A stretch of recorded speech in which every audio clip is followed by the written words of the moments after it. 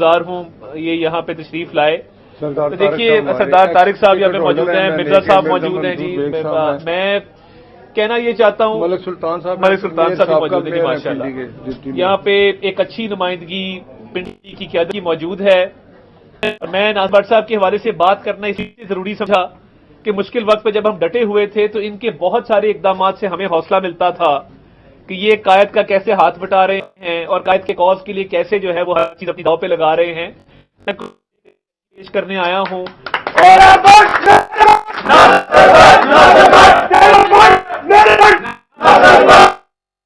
میں خراج تحسین پیش کرنے آیا ہوں, شکریہ بھی کرنے آیا ہوں. اور اس موقع کی مناسبت سے میں آپ کو یہ بتاتا چلوں کہ اصل مقصد 21 اکتوبر جو قائد کی آمد ہے, اور وہ آپ کو پتا ہے کہ لندن کے اپنے دفتر میں آخری اپنا دن گزار کر سعودی عرب کے لیے روانہ ہو چکے ہیں, اور وہاں پر وہ اپنے ایام گزار کر عمرہ کا جو ایک فریضہ ہے وہ ادا کر کے اس کے بعد روضہ رسول صلی اللہ علیہ وسلم پہ حاضری دے کر وہ پاکستان تشریف لائیں گے. تو تمام میاں محمد نواز شریف زندہ باد, میاں محمد نواز شریف زندہ باد, پاکستان مسلم لیگ زندہ باد. تمام جو ابہام ہے, تمام جو افواہوں کا ایک بازار سرگرم تھا, وہ افواہیں دم توڑ چکی ہیں. اور میاں صاحب کی واپسی میں اب کسی قسم کی کوئی نہ کنفیوژن ہے, نہ کوئی کسی قسم کی کوئی آر ہے, نہ ابہام ہے. 21 کی تاریخ انشاءاللہ تعالی اٹل ہے, کنفرمڈ ہے, اس میں کوئی رد و بدل نہیں ہے. اور یہ ایک تاریخ ساز دن ہوگا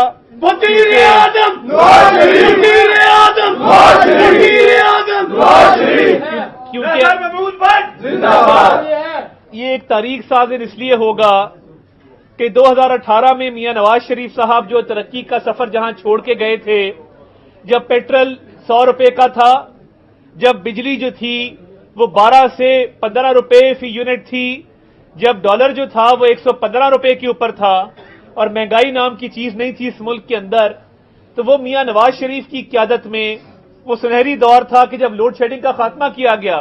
آپ ماضی پر نظر دوڑائیں تو آپ کو پتہ لگے گا کہ 2013 میں 18 گھنٹے لوڈ شیڈنگ ہوتی تھی, اور اکانومی کو 500 ارب روپے سالانہ لاس تھا.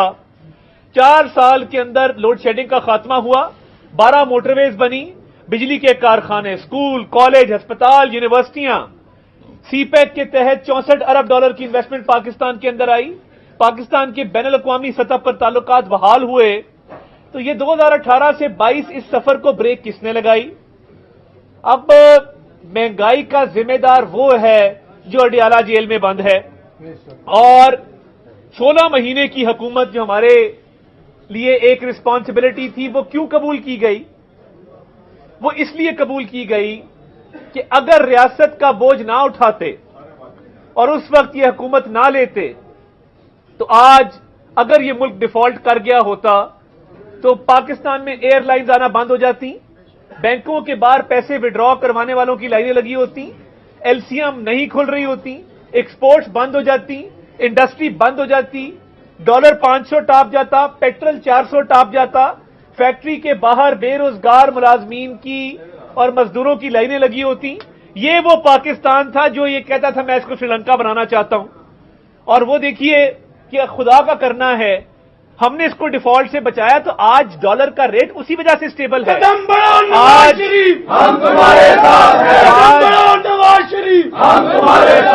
آج جو آپ کو نظر آ رہا ہے کہ کریک ڈاؤن ہو رہا ہے منی چینجرز کے اوپر, کرنسی مافیا کے اوپر, ڈالر کے ریٹ میں جو کمی آئی ہے, روپیہ مستحکم ہوا ہے, یہ اسی کے ثمرات ہیں جو 16 ماہ میں آئی ایم ایف کی ڈیل کو فائنل کیا گیا. ورنہ وہ شخص تو کہتا تھا کہ میں خودکشی کر لوں گا, آئی ایم ایف کے پاس نہیں جاؤں گا. اتنا وقت ضائع کیا کہ آئی ایم ایف کی شرائط سخت سے سخت ترین ہوتی گئیں. اب آگے کا ایجنڈا جو میاں نواز شریف صاحب لے کے آ رہے ہیں, معیشت کی بحالی, روزگار کے مواقع, ایکسپورٹس میں اضافہ, infrastructure led growth, development lead economy, یہ تمام وہ چیزیں ہیں جو صرف باتیں نہیں ہیں. میاں نواز شریف نے عملی طور پہ ہمیشہ اس ملک کو مشکل سے نکالا ہے, بھنور سے نکالا ہے, ترقی کی شارہ پر گامزن کیا ہے. تو وہ ایک ایجنڈا لے کر آ رہے ہیں, اور میں آپ کو بتا دوں کہ میاں نواز شریف کے لیے اب اقتدار کوئی معنی نہیں رکھتا. 3 بار وزیر اعظم منتخب ہونے کے بعد ان کے لیے اب معنی رکھتے ہیں تو وہ پاکستان کے عوام ہیں، پاکستان کی بین الاقوامی سطح پر کھویا ہوا مقام ہے۔ اور میں پورا پنڈی ڈسٹرکٹ گجر خان سے لے کے مری تک، ٹیکسلا، چکری، میں پورا ڈسٹرکٹ پھرا ہوں، اور ایک ذمہ داری ہے تو میں تو دن رات ایک کیے ہوئے، سوتا بھی نہیں ہوں۔ آج بھی دیکھیں میں لاہور سے مری سے آپ کے پاس ہوں، یہاں سے 2 اور جگہ جاؤں گا۔ تو میں جو پلس ہے، لوگ کہتے تھے کہ جی عوام جو ہیں وہ شاید نہ نکلیں، میں آپ کو بتا نہیں سکتا۔ ہمارے کارکن متحرک ہو گئے ہیں، جوش و جذبہ بڑھ گیا ہے، اور دیکھیں بے شعوری اور باشعوری میں بڑا فرق ہوتا ہے۔ میاں تیرے جان نثار بے شمار ڈاکٹر محمود بٹ زندہ باد، جان خان زندہ باد۔ عوام باشعور ہیں، ان کو مہنگائی کے اسباب کا بھی پتا ہے، ملک کو اس تباہی کے دہانے پر پہنچانے والوں کا بھی پتا ہے، اور ملک میں جنہوں نے ترقی کی، ملک میں جنہوں نے خوشحالی لے کے آئے، ان کا بھی بخوبی علم ہے۔ پورے پاکستان میں ہمارے ساتھی، ہمارے کارکن، ہماری تنظیم متحرک ہے، منظم ہے، اور کل رات کے لاہور کے جلسے نے، جو قائد کی آمد سے پہلے کا جلسہ ہے، جس میں عوام ہی عوام تھے، تمام ابہام، تمام غلط فہمیاں دور کر دیں کہ سوشل میڈیا پر بہت پروپیگنڈا پھیلایا جاتا ہے، وہ اپنی جگہ پر، مگر لاہور کا کل کا جلسہ مین جلسے جتنا تھا، تو آپ سوچیں کہ جب ناصر بٹ صاحب کی قیادت میں یہاں سے لوگ نکلیں گے پنڈی سے، میاں تیرے چلنے والے پنڈی والے، میاں تیرے چلنے والے، یہ تو ابھی پنڈی کو اور باقی اضلاع کو پارٹیسپیشن کا کہا گیا ہے، وہاں پہ زیادہ تعداد تو لاہور کی ہونی ہے، اور مینار پاکستان کا وینیو چنا تو یہ سوچ سمجھ کے چنا کہ یہ ایک بڑا وینیو ہے اور ایک تاریخ ساز جلسہ ہونے جا رہا ہے۔ میں اللہ تعالیٰ سے ڈر کے یہ بات کرتا ہوں، اور انشاءاللہ تعالیٰ آپ دیکھیں گے، اللہ ہماری لاج رکھے گا کہ یہ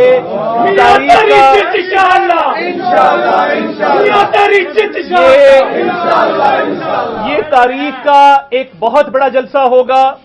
مینار پاکستان میں شاید ہی اس سے بڑا جلسہ ہوا ہوگا، جو تیاریاں ہیں، اور بہت سارے آپ کے سوالات بھی ہوں گے، مگر قانون کے دائرے کے اندر رہتے ہوئے قانونی مشاورت بھی جاری ہے، قانونی تیاری بھی جاری ہے۔ انشاءاللہ تعالی پاکستان کو ایک ترقی یافتہ ملک بنانے کے لیے جو ایجنڈا ہے، میاں نواز شریف آئیں گے، والہانہ فقید المثال استقبال ہوگا، تاریخ ساز استقبال ہوگا، اور ایک ایسا جلسہ ہوگا جو چشم فلک نے پہلے انشاءاللہ نہیں دیکھا ہوگا۔ اور اس حوالے سے پنڈی کی جو کنٹریبیوشن ہے، میں اس کو دوبارہ سے سراہتا ہوں، خراج تحسین پیش کرتا ہوں۔ بہت شکریہ جی۔ پنڈی کی مجبوری ہے، پنڈی کی مجبوری ہے، پنڈی کی مجبوری ہے، صوبوں کی آواز۔ جی سوال کا جو کارکن ہے، آپ کی اختلافات کی وجہ سے بہت زیادہ مایوس ہے، تو کیا جو علیحدہ مسلم لیگ کے جو ذمہ داران ہیں بڑے، اپنی اپنی مسجدیں جو بنا دی ہیں، کیا اس سے آپ کارکن کو متحد کر پائیں گے؟ دیکھیں، ہم کوئی سرکاری ادارہ نہیں ہے کہ جس کے اندر ڈپارٹمنٹ ہو کہ جی یہ ناصر بٹ صاحب کا ڈپارٹمنٹ ہے، یہ اطاعت آرڈر کا ڈپارٹمنٹ ہے۔ یہ جمہوریت کا حسن ہے، اور اس کے اندر جتنے لوگ ہیں سب اپنے طور پہ منظم ہیں، متحرک ہیں، ساتھیوں کو اکٹھا کر رہے ہیں، تو میں سمجھتا ہوں زیادہ لوگ نکلیں گے۔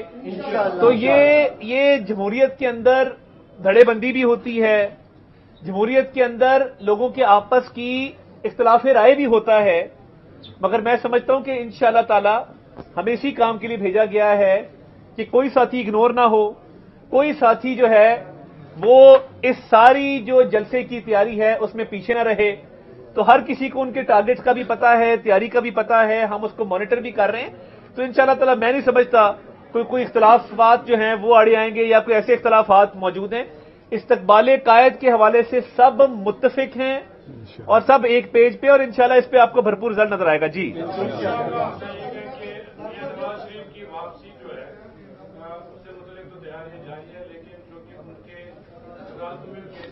جی بہت اچھا سوال ہے۔ کیا وہ عدالتوں میں جائیں گے، کیسز کو فیس کریں گے؟ دوسرا یہ بتائے گا کہ مسلم لیگ نون 2017 کی بات ہے، کیونکہ نواز شریف جب واپس آئیں گے تو آگے انہوں نے الیکشن کیمپین میں پچھلے 16 میں جو مسئلے ہیں اس میں مسلم لیگ نون بات کرنے کی تیار نہیں ہے۔ نہیں میں تو پوری بات کی تھیسس پیش کیا اس پہ آپ کو. جو کارکردگی رہی ہے اسے عوام سمجھ تو نہیں ہے. نہیں اس پہ میں آپ کو بتاتا ہوں ان سے بات عوام کرتے کے پاس آپ کیا لے کر جائیں گے؟ دیکھیں ایک 4 سال کی حکومت آئی, ہم چھوڑ کے گئے تھے پیٹرول 100 روپے پہ, میں نے آپ کو بتایا, اور وہ پہلے ہو گیا ہے, کدوں تک وہ کدوں تک ہو گیا. اچھا ٹھیک ہے, میں عرض یہ کر رہا تھا, ٹھیک ہے چلے کوئی بات, میں کر رہا تھا. دیکھیں ہم پیٹرول کو 100 روپے پہ, ڈالر کو 115 پہ, بجلی کو 12 روپے فی یونٹ پہ چھوڑ کے گئے تھے. 4 سال میں ایک اینٹ نہیں لگائی. سی پیک کو رول بیک کر دیا, ترقیاتی منصوبے روک دیے, آئی ایم ایف کی ڈیل کو کہا میں خودکشی کر لوں گا, پیپلز پارٹی کے سابقہ ادوار کے 2 وزرائے خزانہ کو قسمت آزمانے کا موقع دیا, شوکت ترین صاحب کو, حفیظ شیخ صاحب کو. اب مجھے بتائیے جو حالات ہم چھوڑ کے گئے تھے, 4 سال کے اندر جو تباہی و بربادی ہوئی, ہم نے تو 16 ماہ میں آ کے ڈیفالٹ سے بچایا کیونکہ بالکل تباہی پھیل جانی تھی. کچھ لوگوں کا یہ موقف تھا کہ نیازی کو اپنی حکومت کی مدت مکمل کرنے دینی چاہیے, مگر کیوں نہیں کرنے ہم نے دی, اور ہم نے کیوں ووٹ آف نو کانفیڈنس لے کے آئے, کیونکہ ہم اس کو ان پاپولر کرنے کے لیے ملک کو ڈیفالٹ نہیں کرا سکتے تھے, اور ملک ڈیفالٹ ہوتا تو واپسی پہ آنا بڑا مشکل تھا. تو 16 ماہ کی کارکردگی دیکھیں اپنی جگہ پہ موجود ہے, ریاست کا بوجھ اٹھایا, ڈیفالٹ سے نہ بچاتے تو آج ڈالر مستحکم نہ ہوتا. ہر آپ کی مہنگائی, آپ کی ہر چیز ڈالر سے لنکڈ ہے. اس بات کو سمجھیں کہ جب ڈالر اوپر جاتا ہے تو پیٹرول مہنگا ہوتا ہے, جب ڈالر اوپر جاتا ہے تو آپ کی تمام چیزیں مہنگی ہوتی ہیں, اور اب وہ کنٹرول میں آ رہا ہے, سٹیبل ہوا ہے. یہ اسی کے ثمرات ہیں جو آئی ایم ایف کی ڈیل ہم کر کے گئے تھے, نہ کر کے جاتے تو آج یہ سٹیبل نہ ہوتا. پہلی بات تو یہ ہے. دوسرا جو قانونی معاملات ہیں, وہ ارشد ملک کا معاملہ ہو, وہ شوکت صدیقی صاحب کی سٹیٹمنٹ ہو, وہ بیٹے سے تنخواہ نہ لینے پر نکالے جانا ہو, وہ پولیٹیکل وکٹمائزیشن ہو, ہر گزرتے دن کے ساتھ ان کی بے گناہی کے ثبوت سامنے آئے ہیں. ایون فیلڈ کے کیس میں اسلام آباد ہائی کورٹ نے کہا کہ مریم نواز شریف پر الزام ہے کہ انہوں نے میاں نواز شریف کی معاونت اور اعانت کی ایک جرم کے اندر. تو کورٹ نے کہا کہ ہم اب اس بات کو دیکھیں گے کہ کیا جرم سرزد بھی ہوا ہے کہ نہیں ہوا, اور اگر سرزد نہیں ہوا تو پھر معاونت اور اعانت ختم ہو جاتی ہے. باعزت بری کرتے ہوئے یہ کہا کہ کیونکہ جرم سرزد ہی نہیں ہوا اس لیے معاونت اور اعانت کا جرم سرزد نہیں ہوا, اس لیے ہم ان کو باعزت بری کرتے ہیں. تو ان کی اپیلیں موجود ہیں العزیزیہ میں بھی اور ایون فیلڈ میں بھی, ان کے آنے کے بعد وہ ریوائیو ہو جائیں گی. مگر جو ابھی سوچ چل رہی ہے کہ ان کی واپسی کے حوالے سے حفاظتی ضمانت کے جو ہیں وہ اقدامات کیے جائیں, اس پہ قانونی مشاورت ہے, اس کی تیاری ہے. تو وہ ایک الگ مرحلہ ہے جو بیل کا ہے. بیل کے بعد اپیلوں کے الگ مراحل ہیں. تو قانونی ٹیم پوری طور پہ اس تمام مرحلوں سے گزرنے کے لیے تیار ہے. ایک یہاں سے آپ ابھی ایک ینگ پولیٹیشین ہیں, ایک شکر ہے سیاسی جماعت منفی ایجنڈا لے کے اسی کا وہ شکار ہوگی جی.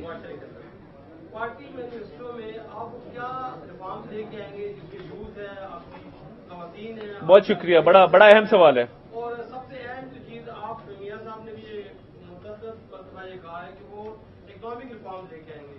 آپ کے پاس وہ کون سے لوگ آپ کی اس میں موجود ہیں آپ کی پارٹی میں جس سے آپ مشاورت لے کر وہ؟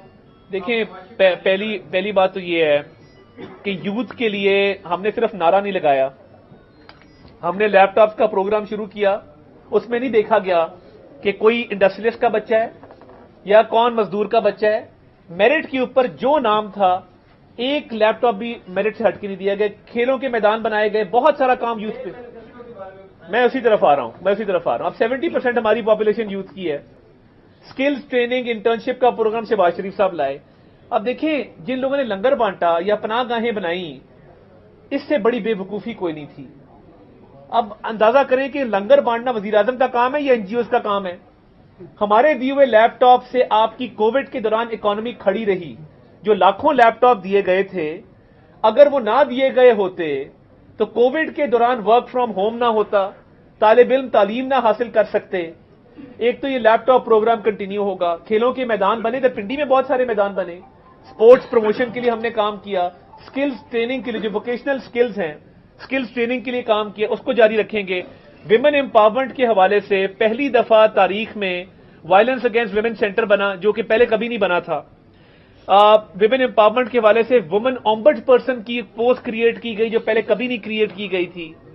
ویمن کا کوٹا بڑھایا گیا امپلائمنٹ کے حوالے سے۔ دیکھیے، اکنامک ریفارمز میاں نواز شریف نے ہمیشہ بزنس فرینڈلی انوائرمنٹ کریٹ کیا۔ آپ 90s کا اکنامک ریفارمز ایکٹ دیکھیں جو انڈیا نے کاپی کیا تھا، اس سے کتنی ترقی ہوئی۔ آج اگر میاں نواز شریف کا یہ ایجنڈا نہ آگے لے کے چلے ہوتے، ابھی بھی اکنامک ریفارمز ایکٹ آپ کے کام آ رہا ہے، پھر آپ آگے چلیں۔ ملیشیا نے ہمارے اکنامک پلانز کافی کاپی کیے۔ ساؤتھ ایشیا کی پہلی موٹر وے نواز شریف نے بنائی، جو ڈیولپمنٹ لیڈ گروتھ ہے، جس کے اندر فورن ڈائریکٹ انویسٹمنٹ بھی آتی ہے، پبلک سیکٹر انویسٹمنٹ بھی ہوتی ہے، جس سے اکانومی کا پہیہ چلتا ہے، وہ انٹروڈیوس ہی میاں نواز شریف نے کرائی ہے۔ آپ جتنے بڑے منصوبے دیکھیں گے میاں نواز شریف کی چھاپ ہے۔ سی پیک کے حوالے سے ان کی بڑی کلیئرٹی ہے۔ اس کے علاوہ وہ جب بھی برسر اقتدار آئے ہیں، انہوں نے ہمیشہ بزنس انڈسٹری کو، تاجروں کو ریلیف دیا ہے، اور ان کو ریلیف دے کے کوشش کی ہے کہ ٹیکس نیٹ کو براڈ کر کے جائز ٹیکسز لاگو کیے جائیں، ناجائز ٹیکس نہ لگے۔ تو میاں نواز شریف کی ایک بزنس فرینڈلی ہسٹری ہے پالیسیز کے حوالے سے، اور ڈیولپمنٹ لیڈ گروتھ انہوں نے 2013 سے 18 گورنمنٹ، آپ دیکھیں نا، ہم نے جب گورنمنٹ لی ہے 18 گھنٹے لوڈ شیڈنگ تھی، فیکٹریاں تقریباً بند ہو چکی تھی، ایکسپورٹس آپ کی ڈکلائن کر گئی ہوئی تھی۔ سی پیک آیا $64 ارب، اس کے ساتھ ساتھ لوڈ شیڈنگ کا خاتمہ ہوا۔ میاں نواز شریف گروتھ کو 5.8% کے اوپر لے گئے، اور جب ہم نے حکومت چھوڑی تو پروجیکٹڈ تھی 6.4% پہ، مہنگائی 4% کے اوپر تھی۔ تو میں سمجھتا ہوں کہ یہ فیکٹس اینڈ فگرز نہیں ہے، عملی طور پہ کر کے دکھایا، اور وہ انشاءاللہ سکل رکھتے ہیں، اور ان کے پاس بھرپور ٹیم موجود ہے جو انشاءاللہ ان چیزوں کو کنٹرول کرے گی۔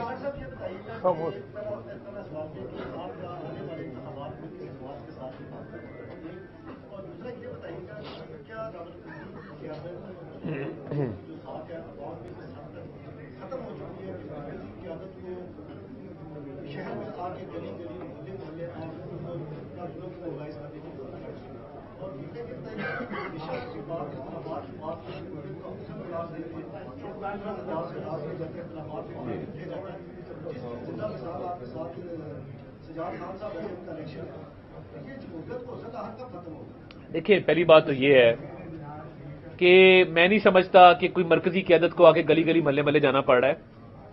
پارٹیوں کے اندر ہمیشہ نئی جدید ٹیکنیکس آتی رہتی ہیں، نئے معاملات ہوتے رہتے ہیں۔ اگر پارٹی نے ایک مانیٹرنگ میکنزم بنایا ہے اور ایک ضلع کے بندے کو کہے دوسرے میں جائیں، دوسرے کو کہے تیسرے میں جائیں، میرے ضلع میں گجرانوالہ میں رانا مشہود صاحب تشریف لائے ہیں، ناصر بٹ صاحب منڈی بہاؤالدین جا رہے ہیں، تو ایک جدت پیدا ہوئی ہے۔ لوکل آدمی تو 24 گھنٹے یہاں پہ ہے نا، تو باہر سے کوئی لیڈر آتا ہے، ایک چام پیدا ہوتا ہے، لوگ ملتے ہیں، لوگ تصویریں کھچاتے ہیں، لوگ نعرے لگاتے ہیں، سیاست ہے نا۔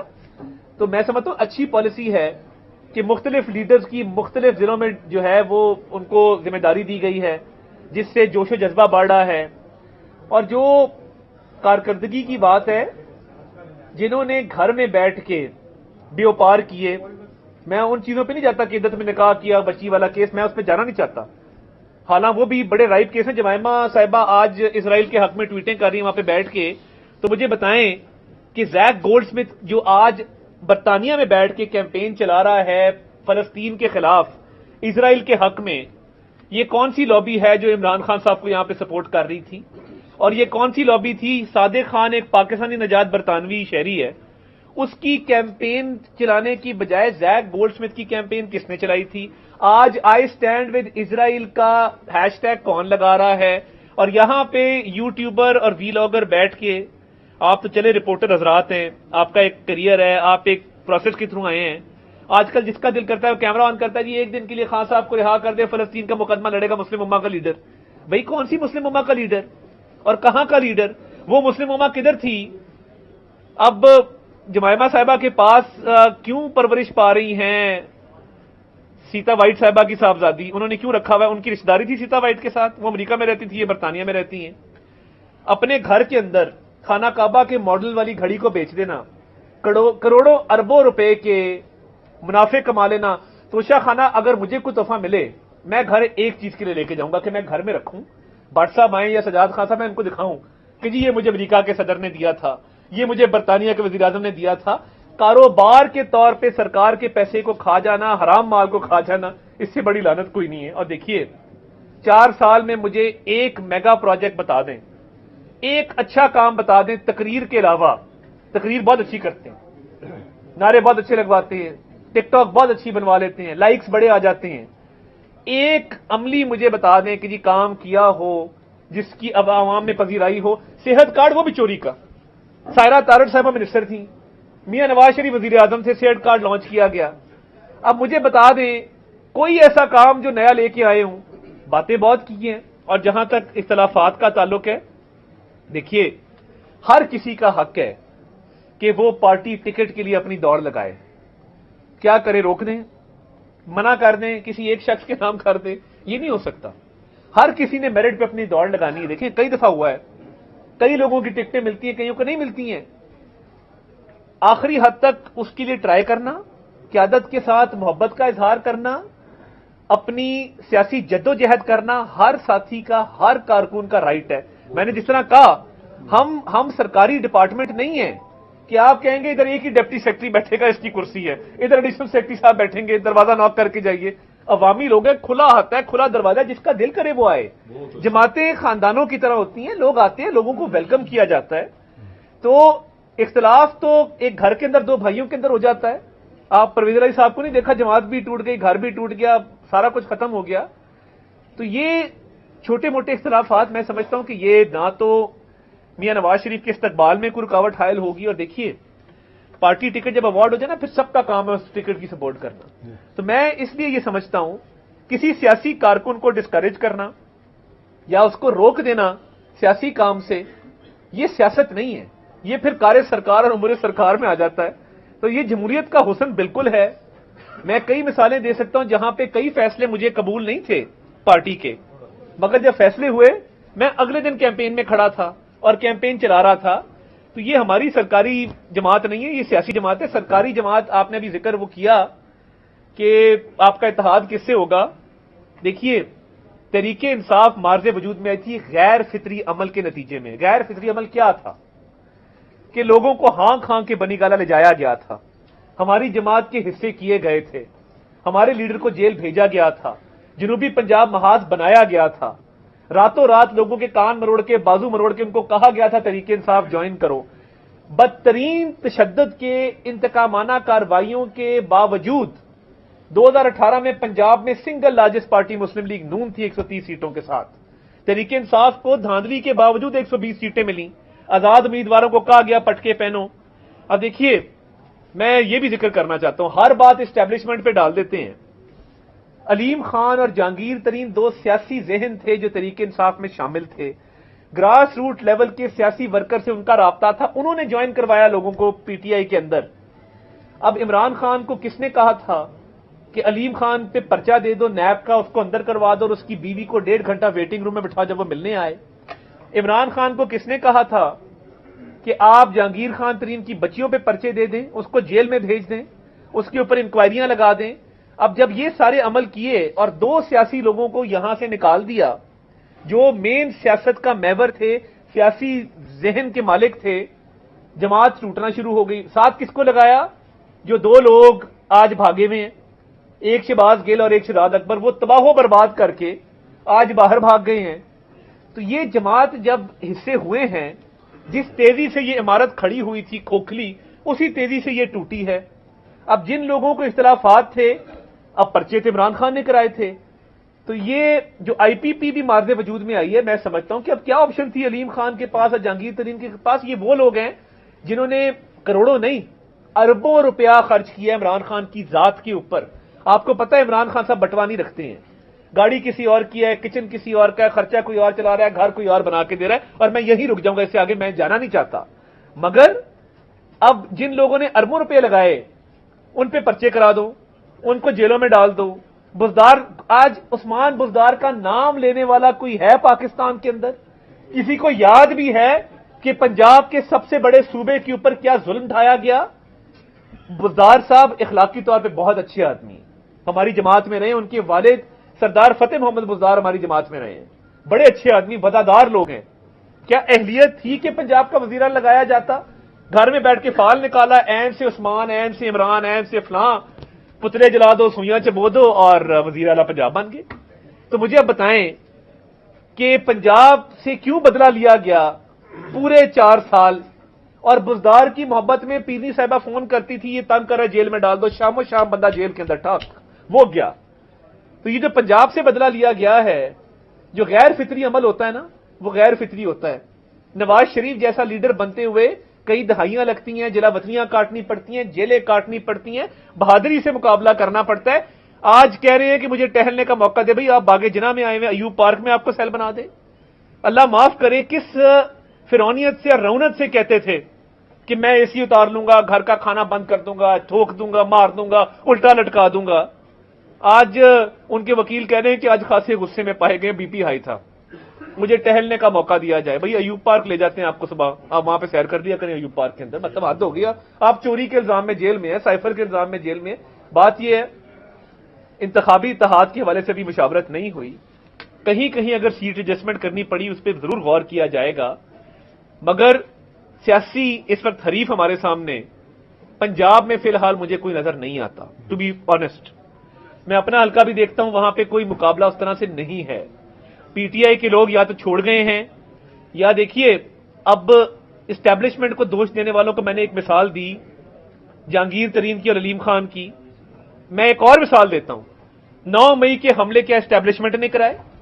9 मई का किसने कहा था आपको हमले कराने का? आपकी बहनें मौजूद थी, आपके भांजे ने वर्दी डंडे पे लटका के वहां पे तकरीर की, कोर कमांडर हाउस को आग लगा दी।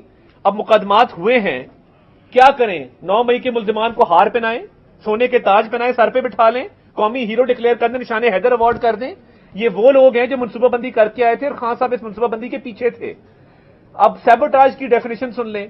सैबोटाज वो होता है कि जब किसी भी मुल्क की आप सलाहियत कम कर दें कि वो बाहर के अटैक को रिस्पॉन्ड ना कर सके। मेरा आपसे सवाल है, अगर 9 मई की शाम को लाहौर पे हमला हो जाता, कोर कमांडर हाउस जल चुका था, कोर कमांडर साहब मौजूद नहीं थे, फोर्सेस तितर बितर थी, एक्सटर्नल थ्रेट को किसने रिस्पॉन्ड करना था उस रात को? ये होता है सैबोटाज, कानूनी बात आपसे मैं कर रहा हूं। तो मेरा ख्याल है मैंने तमाम आपके सवालात का जवाब दिया। देखिए, मैं ये समझता हूं कि मियां नवाज शरीफ को जितना एतमाद हासिल है मशरिक वस्ता की लीडरशिप का, मशरिक वस्ता के ममालिक का, दोस्त ममालिक का, वो किसी और को हासिल नहीं है। हमेशा मियां नवाज शरीफ की हमारे दोस्त ममालिक ने, अरब ममालिक ने बड़ी लाज रखी है। और मैं आपको एक मिसाल दे सकता हूं कि जब एटमी धमाके हुए तो आपने क्लिंटन वाली कहानी सबने सुनी है। मेरे दादा मरहूम रफीक तारड़ उस वक्त सदर पाकिस्तान थे, तो उस वक्त के वली अहद अब्दुल्ला यहां तशरीफ लाए थे लाहौर, और वो मियां नवाज शरीफ के गले लग के रोए, और उन्होंने अरबी में उन्हें कहा कि आप मेरे अच्छे हकीकी भाई हैं, आपने मुस्लिम दुनिया का पहला एटॉमिक टेस्ट किया है। तो देखिए, एक हिस्ट्री है, एक लेगेसी है। तो मियां नवाज शरीफ खुशखबरी इंशाल्लाह लेके आए। बहुत शुक्रिया जी।